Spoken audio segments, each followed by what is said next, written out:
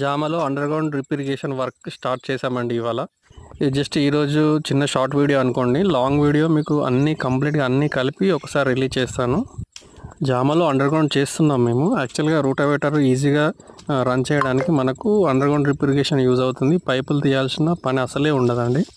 చూడండి, మీరు చెట్టు నుంచి చెట్టు వరకు పారతో, యాక్చువల్గా వర్షం పడింది, తడి ఉంది కాబట్టి పారతో మాత్రమే తీస్తున్నాము, తవ్వాల్సిన అవసరం లేకుండా.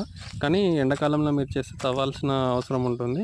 మేము పారతో తీసి పైప్ అందులో వేసి దాన్ని కవర్ చేసేసి దాని మీద రేజ్డ్ బెడ్ ప్లాన్ చేస్తున్నామండి. అందుకే ఎక్కువ లోతు తీయట్లేదు. బట్ మీరు రేజ్డ్ బెడ్ మేము వెయ్యము, కంపల్సరీ మేము రూటావేటర్ రన్ చేయాలి అని అనుకుంటే మాత్రం ఇంకా కొంచెం లోతు తీసుకోవాలి.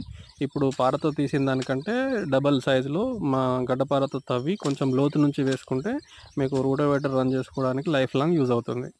మేము దీనిపైన రూటావేటర్ వేయాలి అనుకున్నాము యాక్చువల్గా. బట్ ఇక్కడ కొంచెం ఇది డౌన్ ఏరియా ఉండడం వల్ల జామ కొన్ని చెట్లు నీళ్ళు ఆగడం వల్ల చనిపోతున్నాయి. సో అందుకే మేము రేజ్డ్ బెడ్ ప్లాన్ చేస్తున్నాము. ఈ జామ లైన్ కనిపిస్తుంది కదండి, ఆ లైన్ మొత్తం మేము బెడ్ రేజ్ చేసేస్తాము. మధ్యలో మొత్తం ఒక చిన్న కాలువలాగా ఉండిపోతుంది అనమాట. అప్పుడు ఏమవుతుందంటే చెట్టు మొదల్లో నీళ్ళు ఆగకుండా, చెట్టు వేరుకుళ్ళు కానీ చెట్టు చనిపోవడం కానీ జరగకుండా మధ్యలో ఖాళీ జాగలో వాటర్ ఉండిపోతుంది. చెట్టు మాత్రం ఎప్పుడు పొడి పొడిగా ఉంటుంది.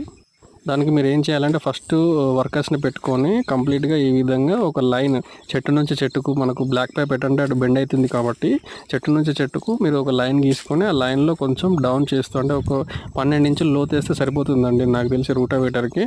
బట్ అది చేసే ముందు మీ ల్యాండ్ అంతా చదునుగా ఉండాలి, అంటే స్ట్రైట్గా ఉండాలి, ఎత్తులు వంపులు ఉండకూడదు అనమాట. ఎత్తులు వంపులు ఉన్న దగ్గర మళ్ళీ అప్పుడు రూటావేటర్ తగిలి కట్టే అవకాశం ఉంటుంది. ఫస్ట్ మీరు రూటావేటర్ వేసుకొని దాన్ని క్లీన్గా లెవెల్ చేసిన తర్వాత ఈ వర్క్ స్టార్ట్ చేయండి. మరింత సమాచారం కోసం లైక్ చేయండి అండ్ సబ్స్క్రైబ్ చేయండి. Thank you.